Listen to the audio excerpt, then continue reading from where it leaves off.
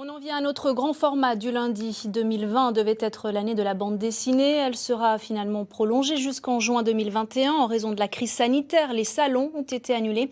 Rencontre avec deux champardonnais passionnés de BD. Leïla Landry, Paul-Antoine Boudet.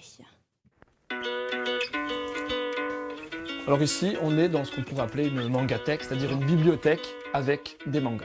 Ça prend de la place. Ici, on est à peu près à entre 6500 et 7000 mangas. C'est une passion qui prend de la place un peu, Jérôme? Non, légèrement, c'est juste que j'ai plus de chambre, mais à part ce petit détail, pas de souci.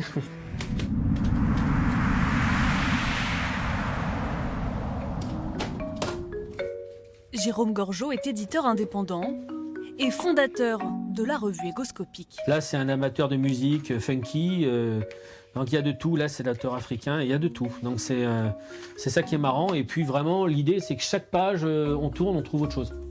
Égoscopique est un fanzine, contraction anglaise de Fanatic Magazine. En clair, une revue dédiée aux dessinateurs qu'il admire ou qu'il veut faire connaître. Quand vous recevez des pages, vous recevez 3-4 pages d'un auteur que vous admirez, qui vous dit tiens, je t'ai fait ça, c'est extraordinaire. C'est extraordinaire, surtout qu'on ne les paye pas, les auteurs. Donc c'est que du bénévolat. Égoscopique sort 2 fois par an et il réunit une trentaine d'auteurs sur 200 pages. Ça, c'est cool. Ce qui est intéressant, c'est qu'il y a des auteurs connus et des pas connus, ou des semi-connus. Et en fait, on mélange. On aide des moins connus à se faire connaître, et en même temps, les moins connus s'aperçoivent que leurs pages ne sont pas du tout ridicules à côté de connus, et tout ça, ça s'efface, tout est au même plan, et c'est génial. Depuis qu'il a 10 ans, Ludwig Graxer dévore des BD venus du Japon.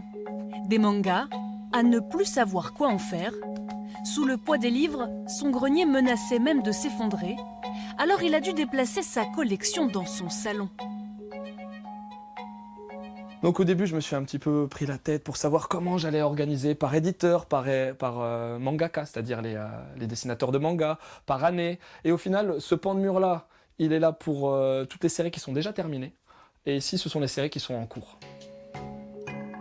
Ce que je trouve vraiment relativement intéressant dans le manga, c'est la réalisation. C'est-à-dire la façon dont vont être agencées les cases, qui vont donner un dynamisme directement, qui va permettre de rentrer dans l'histoire. Trop cliché, réservé aux ados ou aux enfants, l'image du manga est parfois simpliste. Mais c'est un genre bien plus complexe qu'il n'y paraît. Je souffrais, alors c'est un bien grand mot, mais voilà, de ces stéréotypes qui ne me collaient pas à la peau, en fait. Je trouvais que le manga, ça n'était pas ça.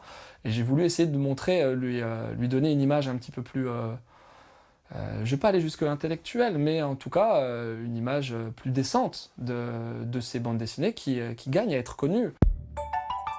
RCF. RCF, bonjour. Alors aujourd'hui, j'ai beaucoup de plaisir à recevoir ma nouvelle invitée. À la radio, Jérôme Gorgeau anime sa propre émission, une version sonore de sa revue Égoscopique. Ah non, mais ça me fait plaisir parce qu'on a plein d'artistes assez talentueux sur Châlons, sur Reims, sur tout le territoire. Et en fait, on ne les connaît pas toujours parce qu'il y a tellement de gens sur le marché. Tu as toujours pensé que tu serais dans l'artistique ou pas du tout ? Je dessine depuis que je sais tenir un crayon. Après, je m'étais un peu faite à l'idée que je ne pouvais pas trop en vivre professionnellement. Il faut savoir que quelqu'un qui est auteur professionnel et qui sort des albums dans les librairies de façon traditionnelle, sur un album vendu, il se fait 1 euro à 1,50 € pour lui. Tout le reste de l'album, je dis bien tout le reste, va au distributeur, à l'éditeur, à l'imprimeur. C'est pas pour lui. Salut l'artiste est diffusé 1 fois par semaine. Un coup de projecteur pour les artistes du coin.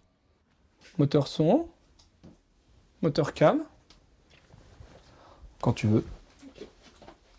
Bonjour à toi. Dans cette petite vidéo, La bibliothèque de Ludwig Graxer sert aussi de studio de tournage.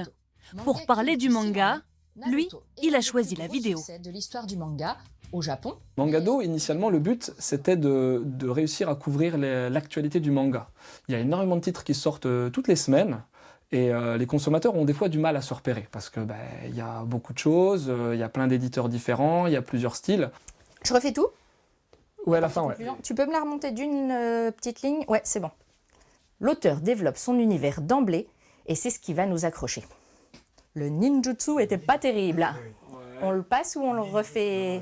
j'essaye de faire en sorte que ce soit un peu vivant, que l'intonation soit spontanée, qu'on ne soit pas trop accroché sur le fait « Ah ouais, ils sont en train de lire un texte, il y a un prompteur, c'est vachement littéraire ». C'est Uzumaki Uzumaki. Uzumaki. On va pas faire que du mainstream, clairement. On va faire des ouvrages qui sortent à 500, 600 exemplaires. La majorité des fans de manga lambda n'en ont jamais forcément entendu parler. Maintenant, on aimerait justement en fait toucher le grand public pour les amener à avoir une vision un petit peu différente du manga, une vision un peu plus large et qui leur permettrait de s'enrichir. Toucher le grand public pour donner de la visibilité à des auteurs encore méconnus, Jérôme et Ludwig y travaillent d'arrache-pied. Un monde de dessin, une jolie bande dessinée.